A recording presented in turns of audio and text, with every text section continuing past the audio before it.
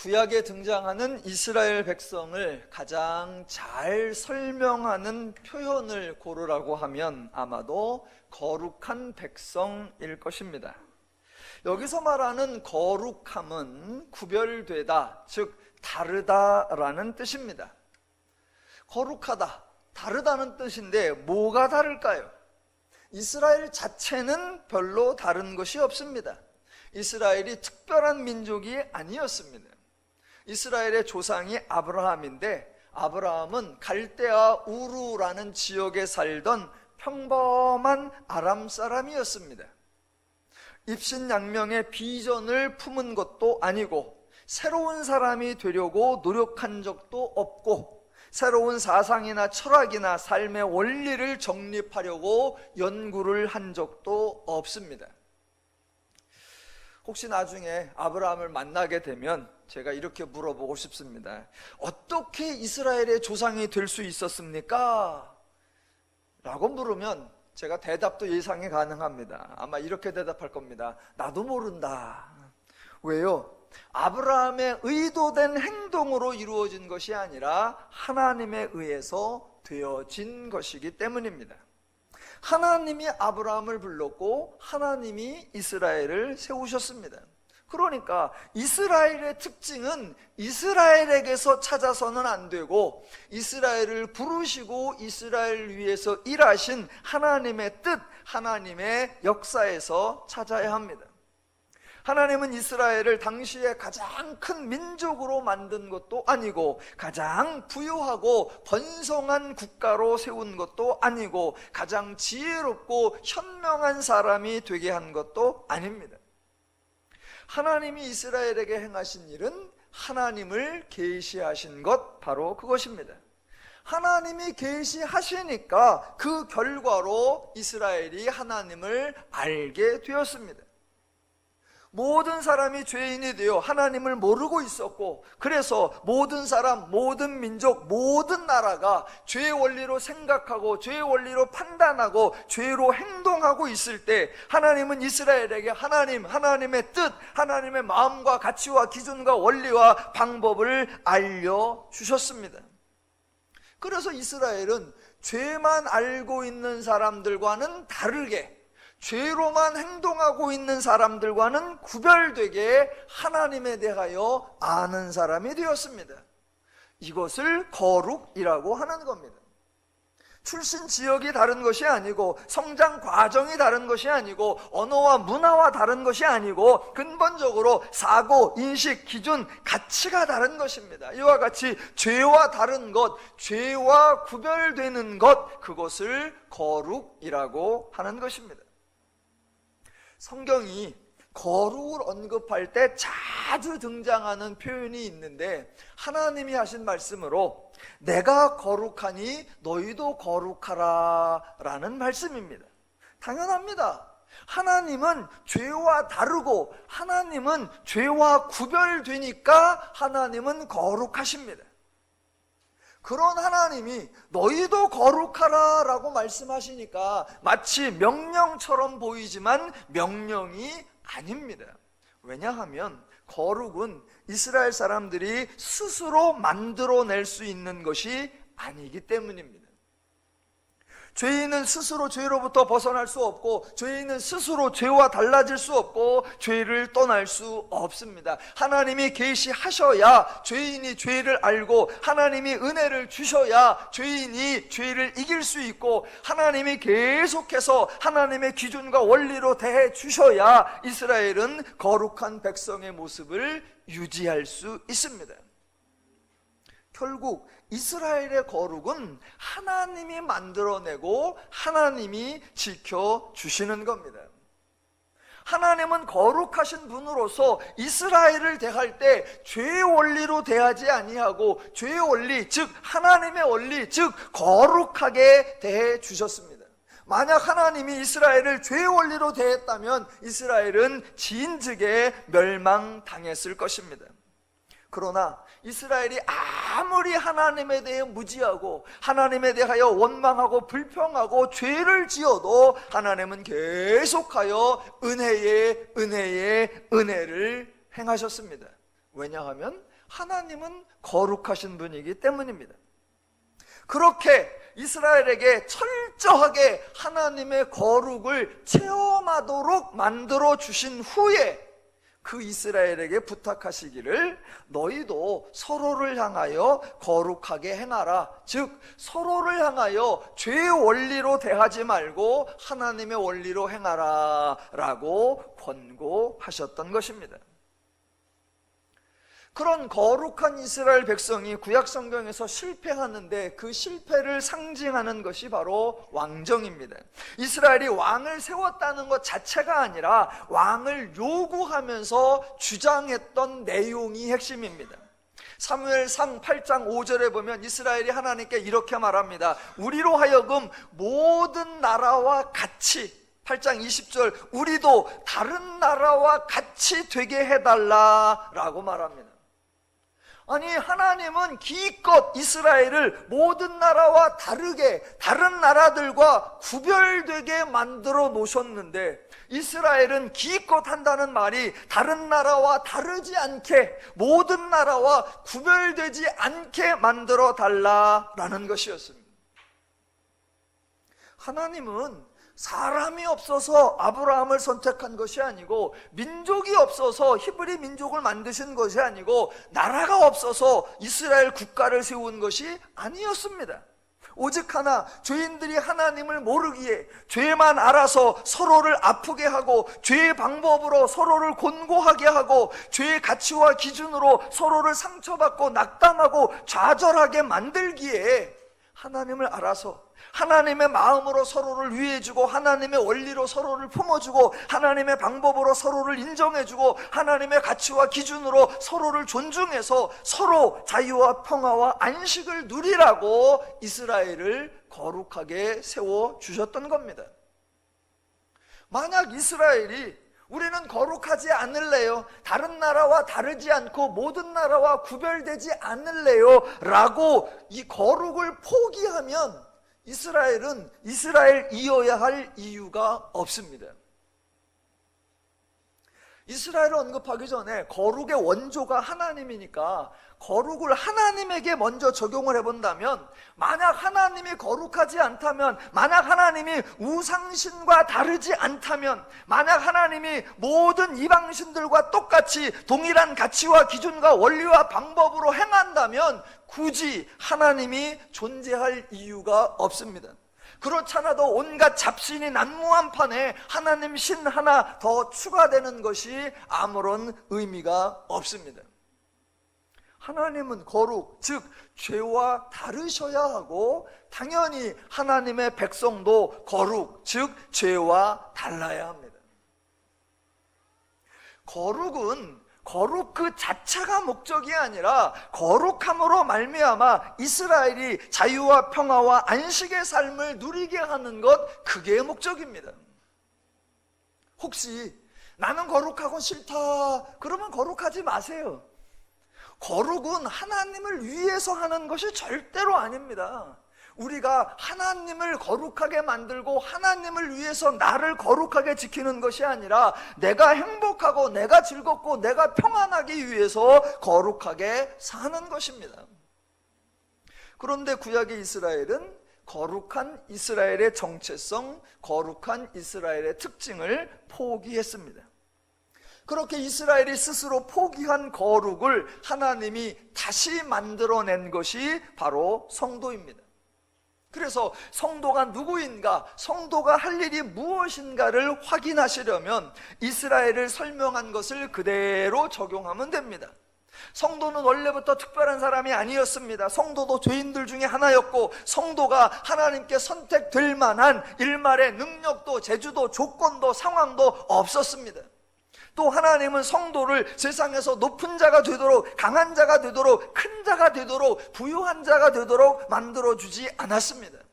하나님께서 성도에게 행하신 일은 바로 죄로부터 구원하신 것이요, 하나님께서 성도에게 주신 것은 하나님의 자녀가 되는 권세, 하나님 나라의 기업을 잊게 하는 것, 하나님의 말씀을 깨닫고 분별하고 실천할 수 있도록 성령을 주신 것, 바로 그것이었습니다. 고린도후서에서 바울은 성도를 뭐라고 표현하느냐? 새로운 피조물이라고 합니다. 그러면 저와 여러분은 우리가 새로운 피조물이구나. 그런데 무엇이 새로운가? 그것을 분별해야 합니다. 바울이 우리를 새로운 피조물이라고 말하는 것은 단 하나, 그런데 본질적인 것 단 하나, 그런데 종합적인 것, 바로 죄만 알고 죄만 생각하고 죄로만 행동하던 우리들이 하나님을 알고 하나님을 생각하고 하나님의 마음과 원리와 방법으로 행할 수 있는 자가 되었다는 것, 그것이 바로 바울이 말하는 새로운 피조물입니다. 구약에서 거룩하게 된 이스라엘 백성과 신약에서 거룩하게 된 성도가 가지는 공통점이 뭐냐? 모두 죄와는 다르게 죄로부터 구별되었다라는 것입니다. 그런데 안타깝게도 구약의 이스라엘은 스스로 거룩하기를 포기했습니다. 그런데 재미난 것은 이스라엘이 자신들의 거룩성을 포기한다고 해서 그들이 거룩해지지 않는 것이 아닙니다. 왜냐하면 이스라엘이 거룩함을 포기할지라도 하나님은 이스라엘의 거룩함을 포기하지 않기 때문입니다. 이스라엘의 주장, 이스라엘의 선언, 이스라엘의 행동과 관계없이 하나님은 여전히 이스라엘의 하나님이셨고 하나님은 여전히 이스라엘을 거룩하게 대해 주셨습니다. 한 가지만 달라지는 거예요. 이스라엘이 거룩함을 포기함으로 말미암아 자기만 거룩함을 누리지 못하더라라는 것입니다. 오늘날 성도도 마찬가지입니다. 혹시 성도가 나 성도 안 할래요 라고 말한다고 해서 성도가 취소되지 않습니다. 우리 교회 같은 거 안 할래요 라고 말한다고 해서 교회가 소멸되지 않습니다.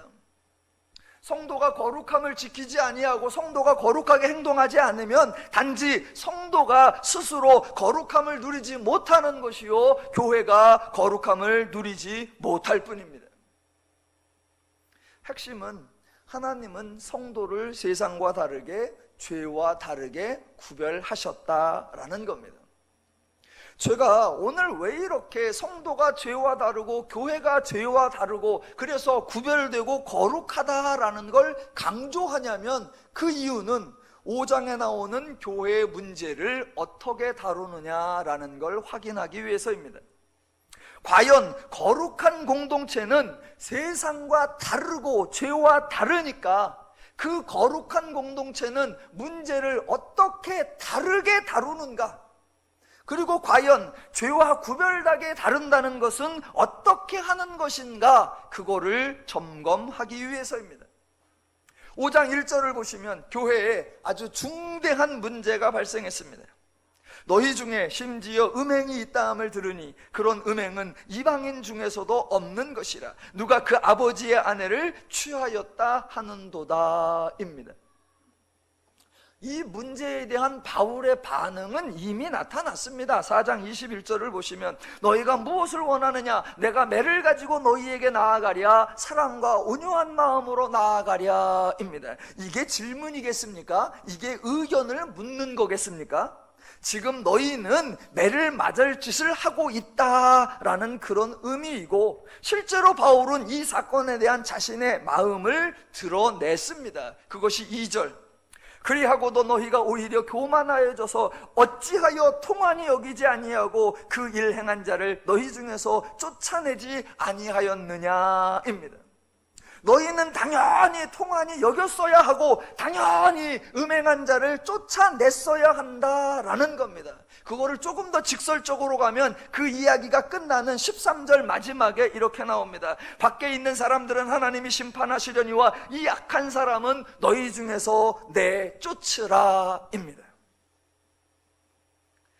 여기까지 읽고 제가 가지는 궁금증, 제가 여러분에게 질문하려는 게 바로 이겁니다.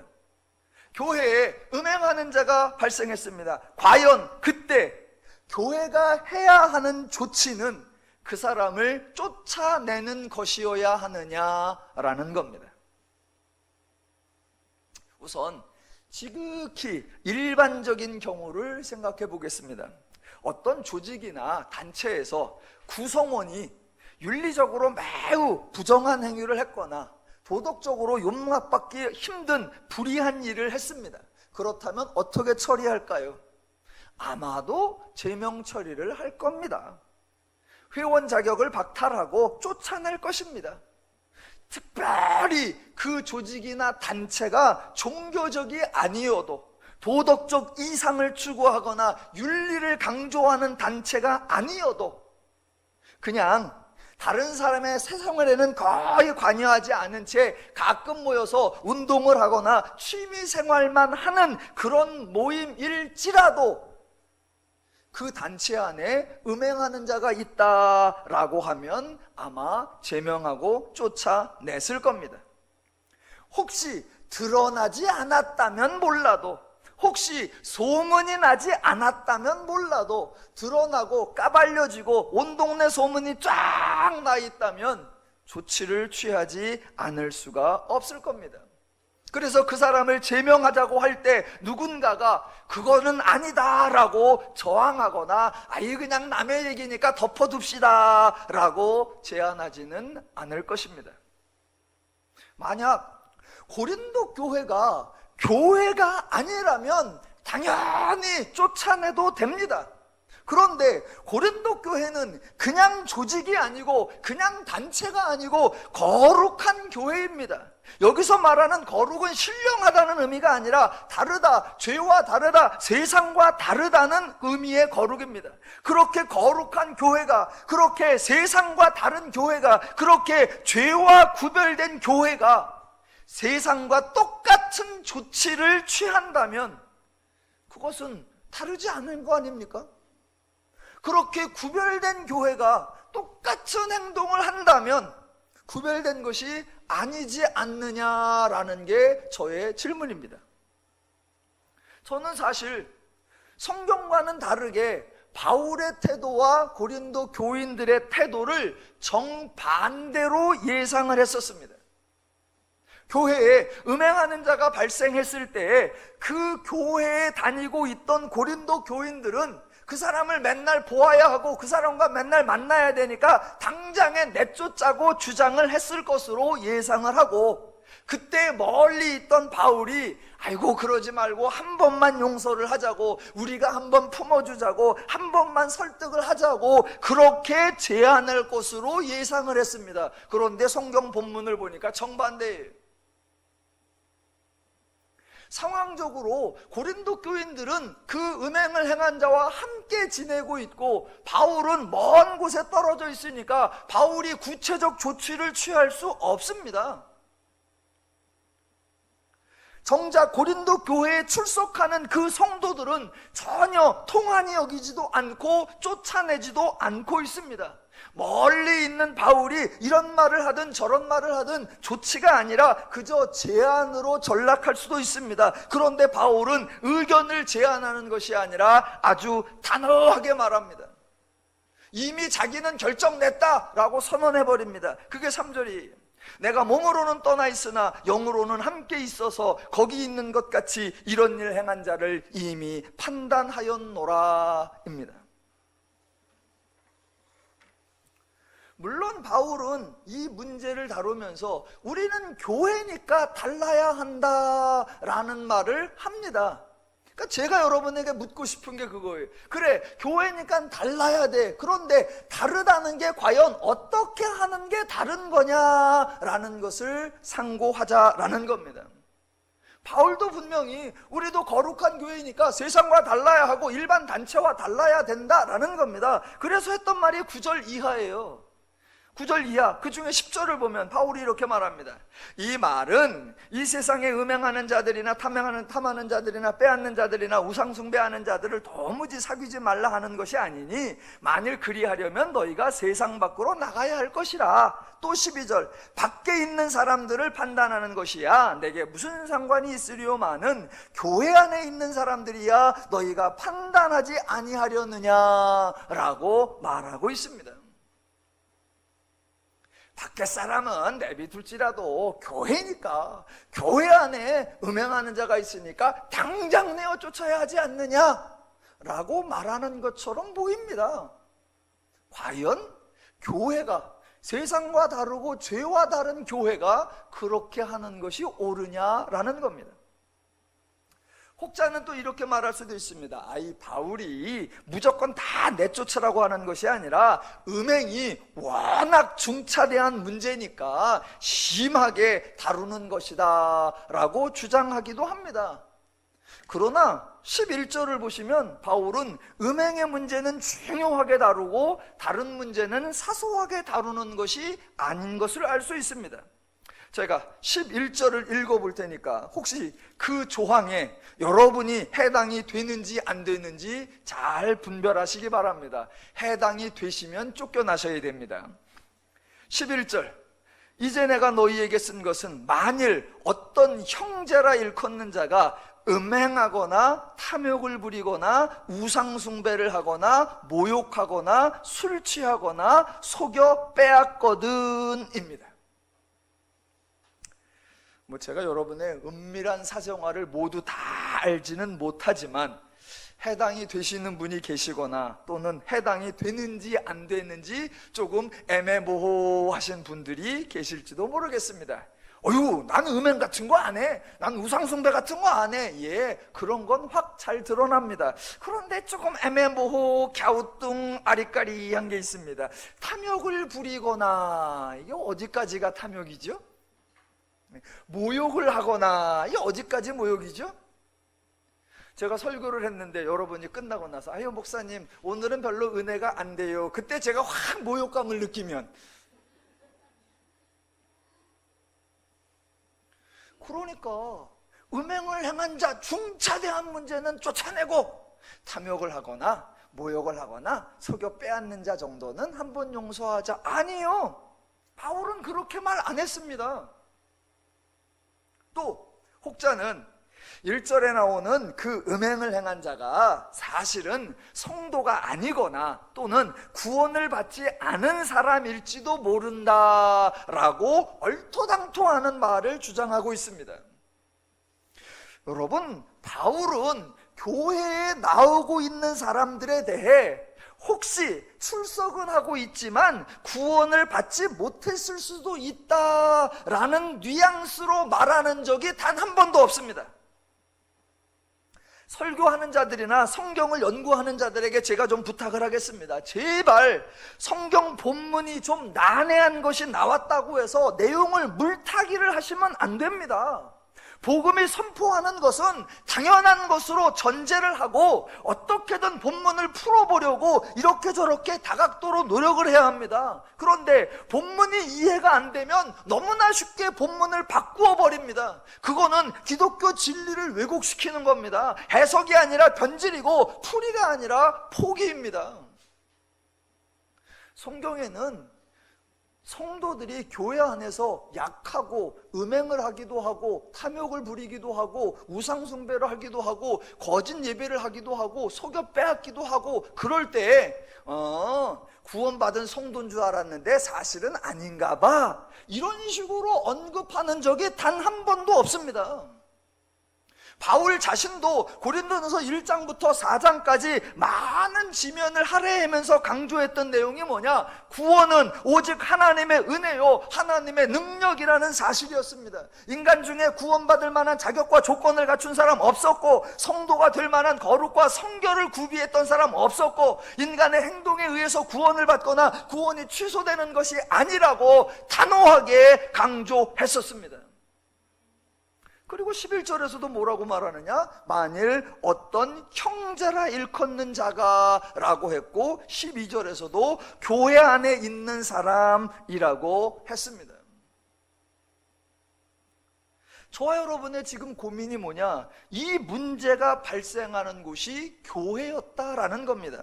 만일 교회가 아니라면 이 사람을 쫓아내는 것이 전혀 문제가 되지 않고, 혹시 쫓아내지 않아도 에휴 세상은 원래 그래, 죄인들은 뭐 그런 거 별로 문제 삼지 않아 라고 말할 수도 있습니다. 혹시 어떤 분은 지금 이 순간에 바울이 음행한 자를 쫓아내라고 말하는 것을 왜 문제로 삼지? 라고 저를 문제 삼으실 분도 계실 겁니다. 당연한 거 아니야? 교회잖아. 교회니까, 교회는 거룩한 곳이니까 거룩한 곳에서 음행하는 자 당연히 쫓아내야 되는 거잖아 라고 주장하실 수 있습니다. 너무나 많은 사람이 그동안 그렇게 주장해왔고 그렇게 행동을 해왔습니다. 교회는 거룩하고 성결한 곳이니까 교회를 지키기 위해서 부정하고 더럽고 불의한 것들을 징계하고 처벌해야 하고 그런 사람 쫓아내야 한다 주장했었습니다. 혹자들은 오늘날 교회가 약화된 것이 바로 징계를 하지 않았기 때문이다 라고 주장하기도 합니다. 징계가 없는 은혜는 값싼 은혜다 라고 말하기도 하고, 징계가 없는 은혜는 마치 부모가 자녀를 훈육하지 않고 일방적으로 편들어주는 과잉 보호와 같다라고 비난하기도 했습니다. 그러면서 교회에서 불의한 거, 부정한 거, 악한 것이 있으면 싹을 잘라야 한다라고 말하면서 그 근거가 뭐냐라고 말할 때 바로 고린도전서 5장 6절로부터 8절을 말했습니다. 과연 그런 의미일까요? 6절을 보겠습니다. 너희가 자랑하는 것이 옳지 아니하도다. 적은 누룩이 온 덩어리에 퍼지는 것을 알지 못하느냐. 너희가 누룩 없는 자인데 새 덩어리가 되기 위하여 묵은 누룩을 내버리라 입니다. 읽어보시면 특별히 설명을 하지 않아도 될 만큼 무슨 내용인지 파악이 되실 겁니다. 그런데 그게 바로 함정이고 많은 분들이 실수를 범하는 부분입니다. 6절과 7절은 내용적으로는 옳은 말입니다. 6절처럼 적은 누룩이 온 덩이에 퍼지는 건 맞고 모두가 알고 있습니다. 또한 7절처럼 새 덩어리가 되기 위해서는 묵은 누룩을 내버려야 한다는 건 알고 있고 맞습니다. 그렇다면 여러분에게 질문을 해보겠습니다.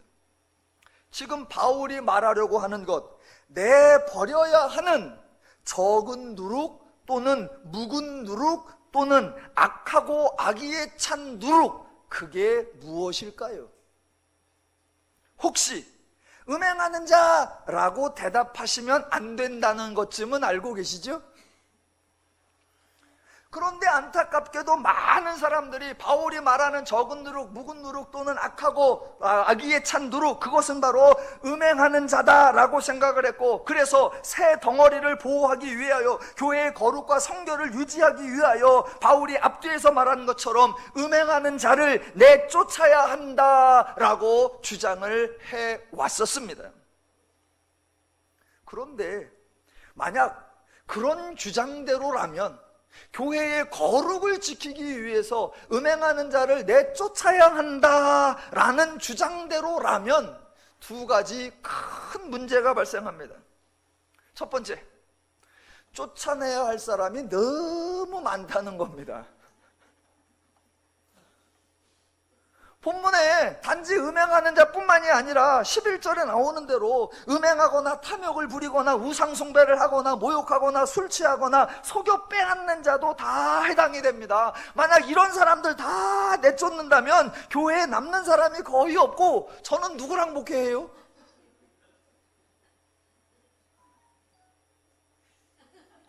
예, 그런 사람 내쫓는다 그러면 다 해요, 다. 저와 여러분이 서로의 사생활을 잘 모르니까 지금 이렇게 얼굴 보고 있습니다. 한번 딱 한꺼풀 베끼면 저와 여러분은 두 번 다시 안 하는 척 안 할 분들 서로 많아요. 그런데 뭐 조금만 뭐 했다고 교회의 거룩을 지키기 위하여 당장 내어 쫓으라? 저는 문제 삼지 않을 테니까 다음 주 다 오세요. 아무 문제 삼지 않을 테니까 오세요. 문제가 하나 더 있습니다. 첫 번째, 만약 그런 식으로 쫓아낸다면 쫓아낼 사람이 너무 많다는 것이고, 두 번째, 범위를 성경 전체로 확대를 해보면 성경에서는 특정한 개인이 문제라고 다룬 적이 없고 그 사람을 제거하면 문제가 해결된다고 해결책을 제시한 적이 없다는 겁니다. 가장 대표적인 사례가 구약의 사울 왕과 다윗 왕입니다. 사울은 왕이었는데 나중에 미쳤습니다. 정신이 제정신이 아니었어요. 도무지 왕으로서 정상적 업무를 수행할 수 없었습니다. 그 사실을 사무엘 선지자도 알고 있었고 하나님도 알고 계셨습니다. 사울은 단지 정신만 이상해진 것이 아니라 아예 대놓고 하나님께 불순종했고 하나님이 행하시는 일들을 무시했습니다. 그래서 하나님이 사무엘을 통하여 아멜렉을 진멸하라 라고 했지만 살려두었고, 하나님께서 자신을 버렸다라는 것을 알면서도 왕위에서 절대로 내려오려고 하지 않았고, 하나님이 다윗을 새로운 왕으로 기름 부었다는 것을 알면서도 아주 적극적으로 다윗을 죽이려고 애를 썼습니다. 사울이 이스라엘의 암적인 존재였고 이스라엘 신앙의 적은 누룩이요 묵은 누룩이요 악하고 악의에 찬 누룩 같은 존재였습니다. 그런데 하나님은 사울을 제거하지 않으셨습니다. 사울을 쫓아내지 않았습니다. 그래서 그 상태로 사울이 40년간 왕노릇을 멀쩡하게 합니다. 다윗의 경우도 마찬가지예요. 다윗이 처음에는 순종을 했죠. 그래서 하나님이 약속대로 왕이 되게 하셨죠. 그렇게 왕이 되어서 조금 나라가 안정이 되자 그때부터 다윗은 하나님을 업신여기는 행동을 했습니다. 성경 전체에서 어떤 사람에 대하여 내가 하나님을 업신여겼다라고 지적을 당한 사람이 다윗 하나입니다. 그것도 2번씩이나. 다윗은 밧세바를 취한 한 번의 실수가 아니라 모두가 반대하는 인구조사를 하기도 했고, 하나님께서 왕에게 금지한 3가지 내용을 아주 구체적으로 아주 적극적으로 어기기도 했습니다. 그래서 다윗이 이스라엘에게 여호와를 가르치는 역할을 한 것이 아니라 이스라엘에서 적은 누룩, 묵은 누룩, 악하고 악의에 찬 누룩 같은 역할을 상당히 오래 했습니다. 그런데도 하나님은 다윗을 몰아내지 않았고 다윗을 이스라엘에서 쫓아내지 않았습니다. 성경을 보시면 하나님께서 문제를 일으킨 사람이 핵심이다, 그 사람을 쫓아내면 상황이 해결된다, 이렇게 처리를 하신 사례가 거의 없습니다. 문제가 있었지요. 성경이 문제가 발생할 때마다 문제의 핵심을 뭐라고 하느냐? 사람이라고 보지 않고 죄라고 보는 겁니다. 이스라엘 백성 가운데 죄를 범하는 사람이 있으면 그 사람의 문제가 아니라 그 사람이 죄에 잡혀 있다는 것이 문제이고, 그 사람의 죄를 묵인하고 동조하고 있는 이스라엘 전체가 죄에 사로잡혀 있다는 것, 그게 바로 문제였습니다. 그래서 성경에서는 그 사람에게 징계를 내리는 것이 아니라 은혜를 주어주는 계시 사건이 등장해서 그 계시 사건을 통해 그 사람이 하나님을 깨닫고 이스라엘 백성 전체가 하나님을 깨닫게 하는 것, 그것이 거룩한 하나님의 죄와는 다른 방식이었습니다. 그게 성경의 방식이요, 그게 기독교의 방식이요, 그게 하나님의 방식입니다. 고린도전서 5장에서 대부분의 사람들은 음행한 자, 그 사람에게 집중을 합니다. 그 사람이 누구래? 언제부터 그랬대? 왜 그런 짓을 했대? 아이고 어쩌려고 그랬대? 다 그 사람에게 집중하는데, 바울은 그 사람에 대해서는 거의 언급하지 않고 있다는 것을 기억하셔야 됩니다. 바울의 관심은 온통 교회에 모아져 있습니다. 그래서 음행한 사람을 향하여 너는 왜 통한이 여기지 않느냐, 너는 왜 회개하지 아니하느냐, 그렇게 묻지 않았습니다. 도리어 교회를 향하여 어찌하여 너희가 통한이 여기지 아니하느냐라고 탄식했습니다. 바울은 음행하는 자가 문제라고 생각한 것이 아니라 그 음행하는 자가 음행을 음행으로 여기지 않는 죄에 물들어 있는 사고를 문제라고 생각했고, 또 교회의 형제 중에서 음행하는 자가 생긴 것에 대해 통한이 여기지 않으며 그를 향해 어떤 조치도 취하지 않는 고린도 교인들의 죄적인 생각, 죄적인 사고, 인식, 가치, 그게 문제라고 여겼습니다. 그 문제 인식이 달라지면 문제 해결 방식 또한 달라집니다. 겉으로는 바울이 왜 쫓아내지 아니하였느냐, 이 약한 자를 너희 중에서 쫓아내라 라고 말을 했습니다. 그런데 만약 그렇게 쫓아내는 거라면 세상과 다르지가 않습니다. 그러니까 그렇게 표현되어 있는데 내용은 전혀 다르다는 겁니다. 자, 우선 누룩과 관련된 8절부터 11절까지 6절부터 8절까지에 나오는 누룩과 관련된 표현을 다시 한번 살펴보겠습니다. 제가 아까 위에서 바울이 내어버려야 한다라고 주장한 적은 누룩, 묵은 누룩 또는 악하고 악의에 찬 누룩이 무엇이냐라고 물었을 때 대부분의 사람은 음행하는 자라고 생각한다고 했고, 그렇게 생각하는 게 오해라고 했습니다. 예, 완벽한 오해입니다. 바울은 지금 적은 누룩, 묵은 누룩, 악하고 악의에 찬 누룩을 제거해야 된다고 생각하는데, 그것은 음행을 행한 자, 그 사람이 아니라 바로 죄입니다.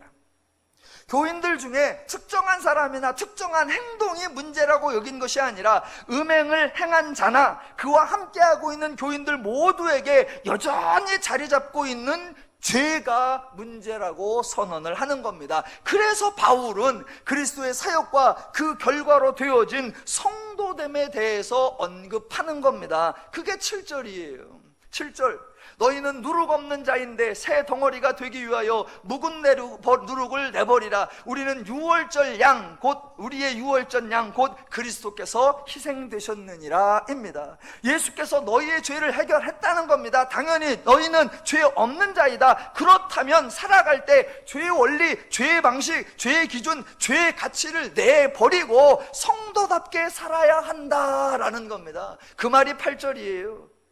이러므로 우리가 명절을 지키되, 여기서 말하는 명절을 지키되 라는 표현은 오순절이나 유월절이나 뭐 특별한 절기를 말하는 게 아닙니다. 제가 이게 번역을 손댈 때마다 늘 죄송한데, 그렇다고 그냥 넘어가면 의미 설명이 잘 안 되니까 조금씩만 손대 볼게요. 거기 나오는 지금 8절에 그러므로 우리가 명절을 지키되, 이 명절을 지키다라는 단어는 명사로는 축제, 잔치, 향연, 명절이라는 의미가 있고, 그것을 동사로 하면 잔치를 하다, 축제를 거행하다, 즐거워하다라는 의미를 가지고 있습니다.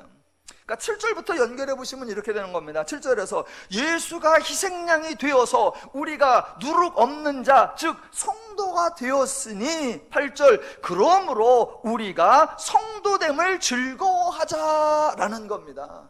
어떻게요? 그 다음에 나오는 거, 묵은 누룩으로도 말고 악하고 악에 찬 누룩으로도 말고 누룩 없이 오직 순전함과 진실함의 떡으로 하자라는 겁니다. 즉 죄의 원리로 살지 말고 하나님의 원리로 살자라는 겁니다. 그러니까 본문은 단순하게 야, 악한 사람 빼놓고 하자, 불의한 사람은 내어 쫓고 하자, 우리와 맞지 않는 사람들은 모두 제명하자, 그런 말이 절대로 아니에요. 이 사람 빼고 저 사람 내어 쫓으면 교회에 아무도 없습니다. 바울은 특정인이나 특정 행동을 문제 삼는 것이 아니라 죄를 문제 삼고 있는 것입니다. 바울의 이런 주장은 여기만 나오는 것이 아니라 매우 다양한 표현으로 바울의 편지 여기저기에 반복적으로 등장합니다. 제가 바울이 표현하는 표현 양식을 읽어볼 테니까 한번 분별해 보시기 바랍니다. 에베소서 4장 22절, 너희는 유혹의 욕심을 따라 썩어져가는 구습을 따르는 옛사람을 벗어버리고 오직 너희의 심령이 새롭게 되어 하나님을 따라 의와 진리의 거룩함으로 지으심을 받은 새 사람을 입으라 입니다.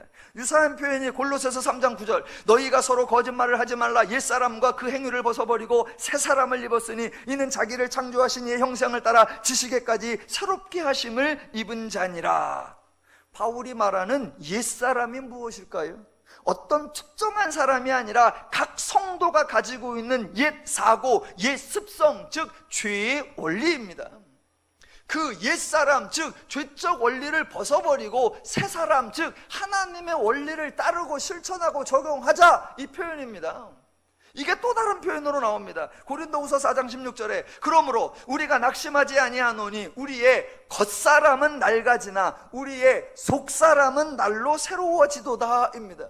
여기서도 말하는 겉사람이 무엇이에요? 외모입니까? 외식입니까? 아니요. 성도에게 남아있는 죄적 마음, 죄적 기준, 가치, 원리, 방법, 그게 겉사람입니다. 그래서 그거 다 내어버리고 속사람, 즉 하나님의 원리, 기준, 가치, 그곳에 자라가고 성숙해 가자라고 말하는 겁니다. 그러니까 한편에서는 옛사람과 새사람으로 대조하고 다른 한편에서는 겉사람과 속사람으로 대조하고 오늘 고린도전서 5장에서는 묵은 누룩, 적은 누룩, 악하고 악의에 찬 누룩과 뭐라고 한다? 순전하고 진실함의 떡으로 하자, 이렇게 대조를 해서 특정한 사람이 아니라 성도들 가운데 여전히 남아있는 죄, 그 죄를 문제로 삼고 그 죄를 내어 쫓아야 한다라고 말하고 있는 것입니다. 각 교회에 각양의 사람이 있었고 각양의 문제가 있었지요. 그때마다 바울은 그 특정한 사람을 문제 삼은 적이 없고 그 사람을 내어 쫓는 것으로 문제를 해결하는 적이 없습니다. 언제나 바울의 관심은 죄였고 언제나 바울의 강조는 성도됨, 즉 성도가 죄에서 구원받고 하나님의 자녀가 되었고 그래서 하나님의 마음과 뜻과 기준과 가치와 원리와 방법으로 살아야 한다라고 강조했던 것입니다.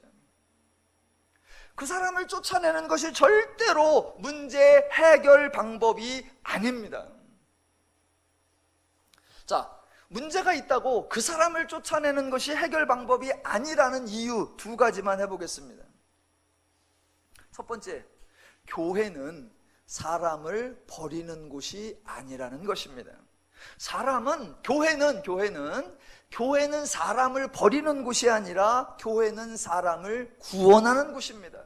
교회는 의인을 위해서 존재하는 곳이 아니라 죄인을 위해서 존재하는 곳입니다. 그런데 교회가 죄인을 쫓아내면 그 죄인은 어디로 가란 말입니까? 그 사람이 죄인 출신이라는 거 몰랐습니까? 죄인 출신이 구원받으면 그 순간 완전히 새 사람으로 완전히 새롭게 살 것으로 그런 기대를 했다는 겁니까? 전혀 그렇지 않습니다. 하나님이나 바울이 죄인들 출신을 알았고 그들이 죄인이 구원을 받았어도 여전히 죄의 영향을 받고 있다는 거 알고 있었습니다. 그러니까 바울은 계속해서 옛사람을 벗어버리라, 겉사람을 벗어버리라, 묵은 누룩을 벗어나라 라고 권고했던 것입니다. 교회는 죄인을 버리는 곳이 아니에요.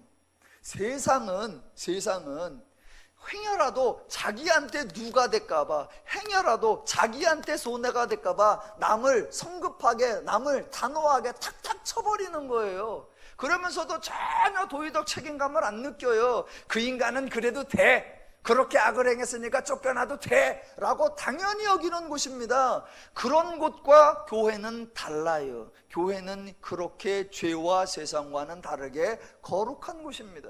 저와 여러분 모두가 죄인 출신이라는 것을 알고 죄인 출신들이 죄를 끊어내기가 얼마나 어렵다는 것을 다 아니까 교회는 그 죄인을 품어주는 곳이요, 교회는 그 죄인을 받아주는 곳이요, 교회는 그 죄인을 치유하는 곳, 바로 거기가 교회인 것입니다.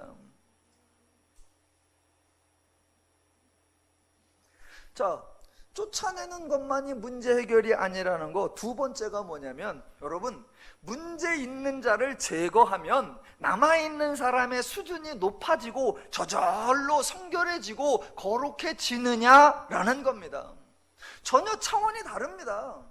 예를 들어서 학교에서 공부 못하는 학생이 있습니다. 그래서 공부 못하는 학생을 딱 퇴학을 시키면 다른 학생들이 저절로 공부가 잘해집니까? 아니요. 옆 사람이 공부를 잘하는 거 못하는 거 아무 상관없이 당사자가 공부를 해야 실력이 늡니다. 여러분, 살찐 사람이 있어서 저 뚱뚱해, 뚱뚱한 사람 딱 내쫓아. 그러면 갑자기 제가 몸짱이 됩니까? 옆에 뚱뚱한 사람이 있느냐 없느냐, 그 사람을 쫓아내느냐 마느냐에 아무 상관없이 내가 운동을 해야 내가 몸짱이 되고 내가 근육이 늘어나는 거예요. 공동체 안에 있는 도둑놈을 내쫓는다고 해서 내가 선한 사람이 되느냐? 아니요. 내가 선한 생각을 가지고 내가 선한 행동을 해야 선한 사람을 유지하는 겁니다. 옆 사람이 문제가 아니고 옆 사람을 쫓아내는 것이 문제 해결이 절대로 아니라는 겁니다. 세상은 언제나 겉으로 드러난 죄, 그 죄를 행한 사람만 문제 삼고 그 사람을 제거하면 문제가 해결된 걸로 생각을 합니다. 그러면 아직 죄가 드러나지 않은 사람은 문제가 없습니까? 악행을 행한 사람을 제거하면 남아있는 사람들의 마음에서 죄의 마음이 사라지고 저절로 선해집니까? 전혀 그렇지 않습니다. 지금 제가 교회에서 음행을 행한 자가 있어도 쫓아내는 것, 그게 하나님의 방식이 아니다라고 주장을 하려고 하고 있는데, 혹시 여러분 중에 저 인간이 지가 뭐가 쫓겨날 일이 있나? 이렇게 고민하시는 분도 있을 겁니다. 대답은 노코멘트입니다. 기억이 나지 않습니다. 교회는 거룩한 공동체예요. 그렇다면 문제인식이 세상과 다르고 해결 방식이 죄와 달라야 합니다. 만약 세상과 다르지 않고 죄와 구별되지 않는다면 교회의 의미가 없습니다. 그래서 바울이 취하는 조치의 방법이나 목적이 어디에 나오느냐? 4절과 5절에 나옵니다. 보십시오. 주 예수의 이름으로 너희가 내 영과 함께 모여서 우리 주 예수의 능력으로 이런 자를 사탄에게 내어주었으니 이는 육신은 멸하고 영은 주 예수의 날에 구원을 받게 하려 함이라 입니다. 교회에서 행하는 모든 사역, 모든 조치의 궁극적 목적은 징계나 처벌이 아니라 구원함입니다. 지금 바울은 쫓아내지 아니하였느냐라고 통한이 여기고 이 약한 사람을 너희 중에서 쫓아내라 라고 말하고 있지만 그것은 절대로 징계를 의미하지 않습니다. 도리어 구원 그 자체를 의미합니다. 그러니까 표현이 이상합니다. 쫓아내라 그러면 어떻게 해야 돼요? 너희가 한 마음이 되어서 너희가 당장 쫓아내라 이렇게 나와야 합니다. 그런데 쫓아내는 게 표현이 아주 이상합니다. 4절에 이렇게 나오는 거예요. 너희가 힘을 합쳐 한 마음으로 쫓아내라 그렇게 말하지 아니하고 주 예수의 이름으로 너희가 내 영과 함께 모여서 우리 주 예수의 능력으로 라는 겁니다. 여러분, 예수의 능력은 쫓아내는 데 써야 합니까? 치유하는 데 써야 합니까? 치유하는 데 쓰는 겁니다. 그러니까 표현은 쫓아내라고 되어 있지만 절대로 쫓아내는 게 아닙니다. 그래서 5절 보시면, 자, 이런 자를 사탄에게 내어주었으나 이는 육신은 멸하고 영은 주 예수의 날에 구원을 받게 하려 함이라. 이런 것을 보실 때 너무나 단순하게 너무나 문자적으로 육신은 멸하고 영은 구원한다 이렇게 생각하시면 안 됩니다. 지금은 쫓아내지만 나중에 재림 때에는 받아주고 지금은 육신적으로는 추방하지만 영적으로는 구원한다 이렇게 생각하시면 안 됩니다. 왜냐하면 성경은 인간에 대해 헬라 철학처럼 몸과 영혼을 따로 분리해서 다루는 적이 없습니다. 기독교는 몸은 버림받지만 영혼은 구원받을 수 있다 이런 식으로 말하는 적이 단 한 번도 없습니다. 그런데 왜 갑자기 육신은 멸하고 영은 구원받는다 이런 얘기가 나올까? 이런 표현도 바울이 옛사람과 새사람을 대조하고 겉사람과 속사람을 대조하고 묵은 누룩과 적은 누룩과 악하고 악의에 찬 누룩과 진실함과 순전함의 떡이라고 대조하는 것처럼 죄의 원리와 하나님의 원리로 대조가 되는 겁니다. 바울에게 있어서 몸이나 육체는 죄를 따르는 삶을 의미하고 영은 하나님을 따르는 원리, 그것을 의미합니다. 여러분 잘 알고 계세요. 이 표현이 갈라디아서 5장에 나옵니다. 제가 갈라디아서 5장 14절부터 16절부터 24절까지 좀 길게 읽어봅니다. 여러분 다 아시는 내용이에요. 그 중에 영 또는 성령이라는 표현과 육체라는 표현을 잘 분간하면서 들어보시기 바랍니다. 내가 이르노니 너희는 성령을 따라 행하라. 그리하면 육체의 욕심을 이루지 아니하리라. 육체의 소욕은 성령을 거스리고 성령은 육체를 거스리나니 이 둘이 서로 대적하므로 너희가 원하는 것을 하지 못하게 하려 함이니라. 너희가 만일 성령이 인도하시는 바가 되면 율법 아래에 있지 아니하리라. 육체의 일은 현저하니 곧 음행과 더러운 것과 호색과 우상숭배와 주술과 원수 맺는 것과 분쟁과 시기와 분냄과 당짓는 것과 분열함과 이단과 투기와 술취함과 방탕함과 또 그와 같은 것들이라. 전에 너희에게 경계한 것이 같이 경계하노라. 이런 일을 하는 자들은 하나님의 나라를 유업으로 받지 못할 것이요 오직 성령의 열매는 사랑과 희락과 화평과 오래 참음과 자비와 양선과 충성과 온유와 절제니 이 같은 것을 금지할 법이 없느니라 입니다. 바울은 네가 몸으로는 그러나 영으로는 그래, 이렇게 몸과 영을 구분하는 게 아닙니다. 바울은 인간이 육체의 소욕, 즉 죄의 원리를 따라 행하면 죄의 원리 열매가 나타나고, 인간이 영 하나님의 원리를 따라 행하면 하나님의 열매가 나타난다, 이렇게 말하는 거지. 이 인간을 몸은 이쪽으로 가고 영은 저쪽으로 가고, 아니요. 지금 바울이 내어 쫓으라 라는 말 속에 그 음행하는 자와 너희들 가운데 있는 죄의 원리를 쫓아내고, 너희 가운데 하나님이 알려주신 성도됨의 그 하나님의 가치와 의미와 목적과 원리와 기준과 방식, 그것을 명절을 지키듯 즐거워하며 신실하게 하자. 왜? 그것을 위하여 예수가 희생양이 되어서 우리를 누룩 없는 새 덩어리로 만들어 놓았지 않느냐. 그러니까 성도됨을 안다면 그 성도됨을 지키고 구현하며 실천하며 적용해야 되지 않느냐라는 것입니다. 그러면 내어 쫓는 것이 어떻게 치유하는 것이고 내어 쫓는 것이 어떻게 회복하는 것입니까? 요거에 대한 설명은 다음 주에요. 제가 우리 이승우 목사님께 다 배웠어요. 그래갖고 4장 21절부터 5장 끝할까지 다음 주에 꼭 오셔야, 그래야 아는 게 돼요. 바울의 목적은, 거룩한 교회의 목적은 그 사람을 쫓아내는 것이 아니라 그 사람과 고린도 교인들 중에서 죄를 쫓아내는 것이고, 그래서 하나님의 원리, 성도됨이 구현되기를 원하는 겁니다. 그 사람을 구원하려면 징계가 필요한 것이 아니라 은혜가 필요합니다. 은혜는 사실을 묵인하는 것, 덮어주는 것이 아니라 그 사람의 행동이 죄라는 것을 알게 해주고 그 사람이 행동을 고칠 수 있도록 새로운 기준과 가치와 원리와 방법을 행하여 주는 것이고, 실제로 그 사람이 은혜를 체험할 수 있도록 해주는 것, 그것입니다. 그래서 바울은 교회에게 그 은혜를 드러내고 그 사람에게 그 은혜를 체험할 수 있도록 해주라라고 권면하는 것입니다. 어떤 사람이 잘못했을 때 세상에서 가장 쉬우면서도 가장 의미 없는 조치가 뭐냐? 바로 그 사람을 징계하거나 그 사람을 쫓아내는 거예요. 그러나 기독교는 거룩한 곳, 죄와는 다른 곳, 세상과는 다른 곳입니다. 그렇다면 기독교, 그렇다면 교회는 그 사람을 징계하는 조치를 행하는 곳이 아니라 그 사람을 변화시키는 조치를 행해야 합니다. 불행하게도 인류 역사의 가장 잔인한 행동들은 주로 교회, 기독교에서 발생하였고, 그 행동들을 합리화시키는 근거를 성경에서 찾아내어서 왜곡시켰습니다. 그 목적은 상대방을 구원하는 것이 아니라 교회를 지킨다는 명분이었습니다. 나를 위해 상대에게 해를 입히는 것은 죄의 원리이지 결코 하나님의 원리가 아니며 교회가 취할 행동이 아닙니다.